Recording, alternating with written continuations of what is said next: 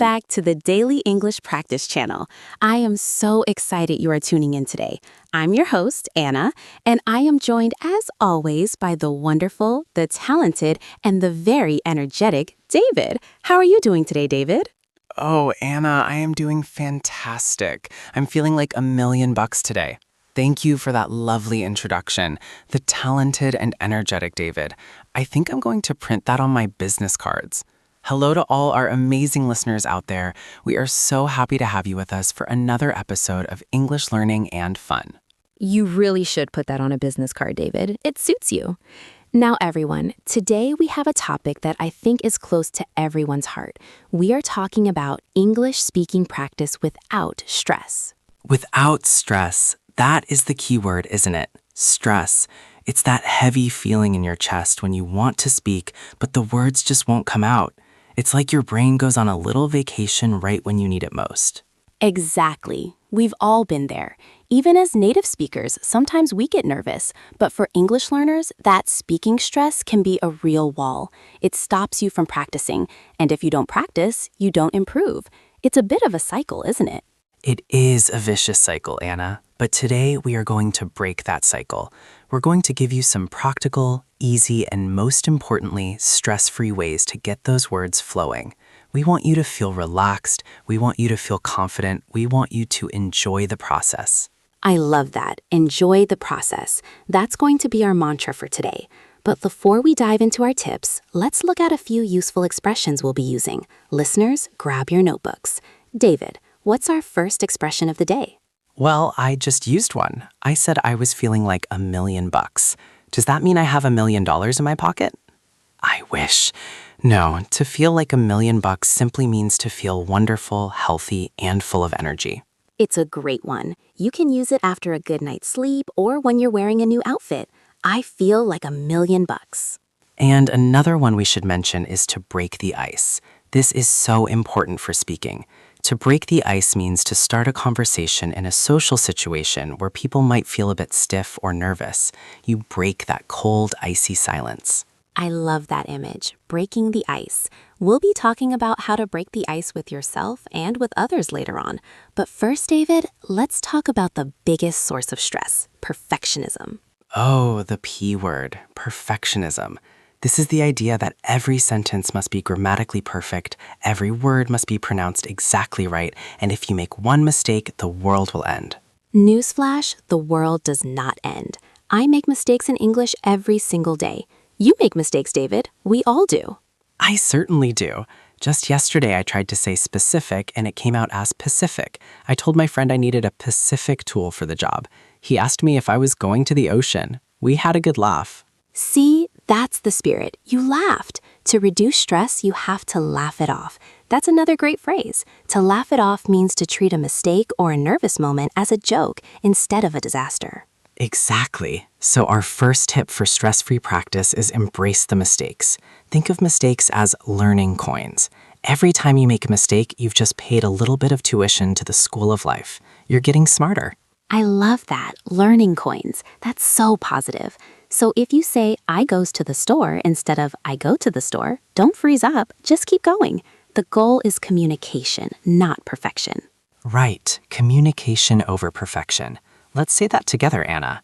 Communication over perfection. Perfect. Well, actually not perfect, but great communication. Now, let's get into some specific methods. Method number 1, talking to yourself. Now, David, some people might think that if they talk to themselves, people would think they are a bit crazy. Maybe, but who cares? If you're in your car or in the shower or cooking dinner, you are your own best student and your own best teacher.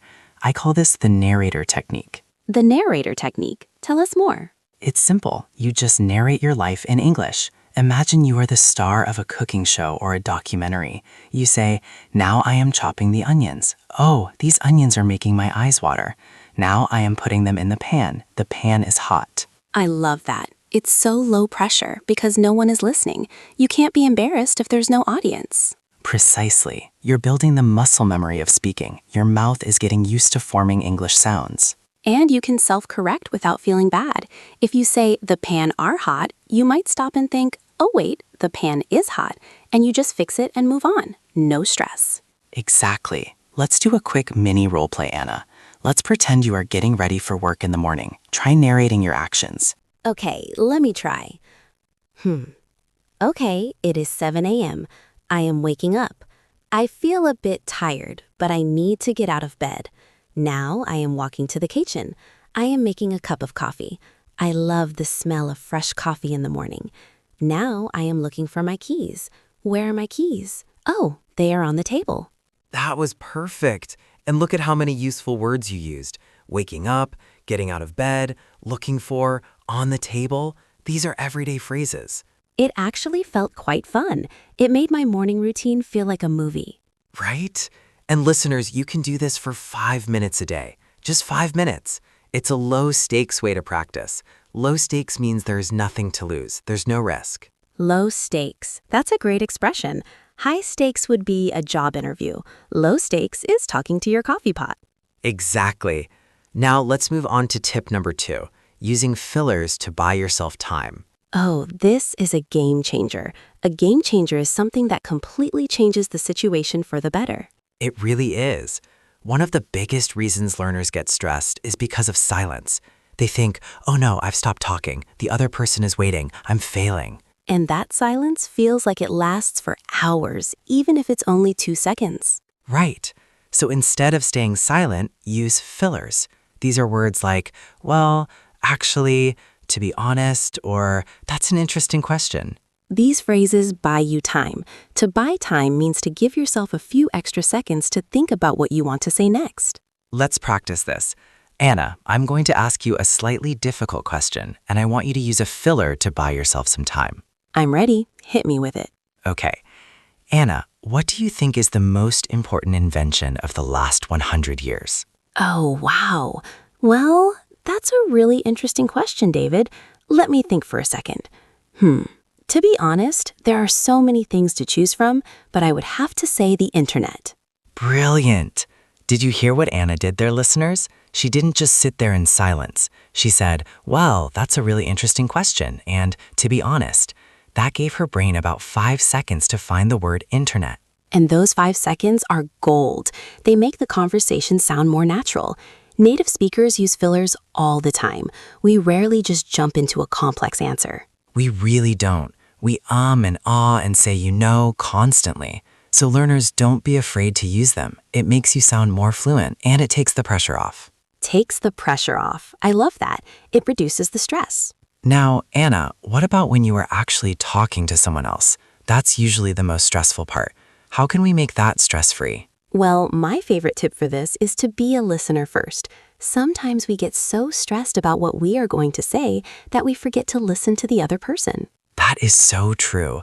We are so busy translating in our heads that we miss half of what the other person is saying. Right. So instead of worrying about your own grammar, focus 100% on the other person. Ask them questions. If you ask the questions, they have to do the talking.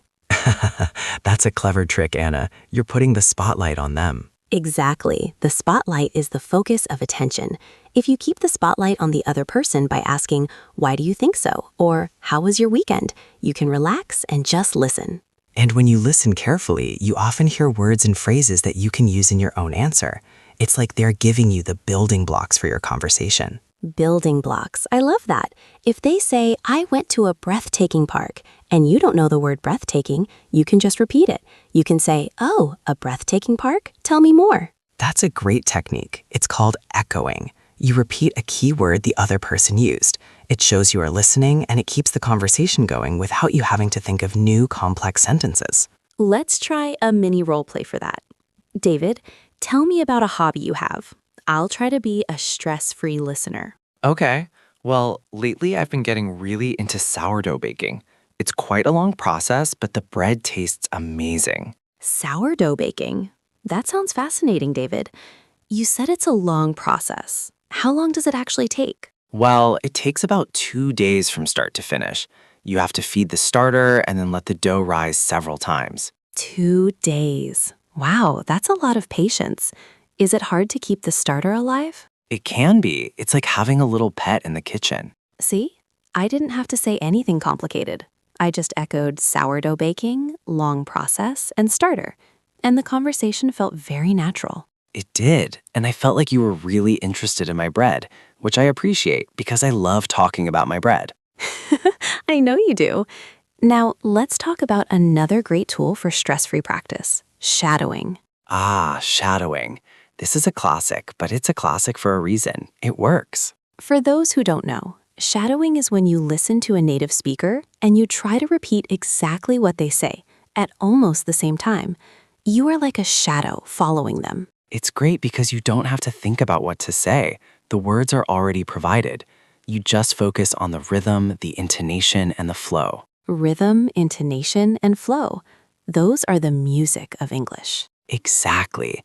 If you can get the music right, your English will sound much more natural, even if your grammar isn't perfect. And you can shadow anything. Podcasts like this one, YouTube videos, or even movie scenes. Movie scenes are fun.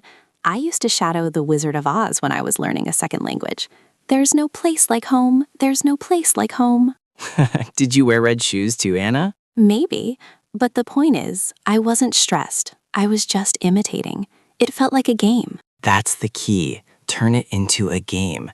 If you make it play, it doesn't feel like work. Play versus work. I like that. Now, David, we've talked about talking to yourself, using fillers, being a good listener, and shadowing.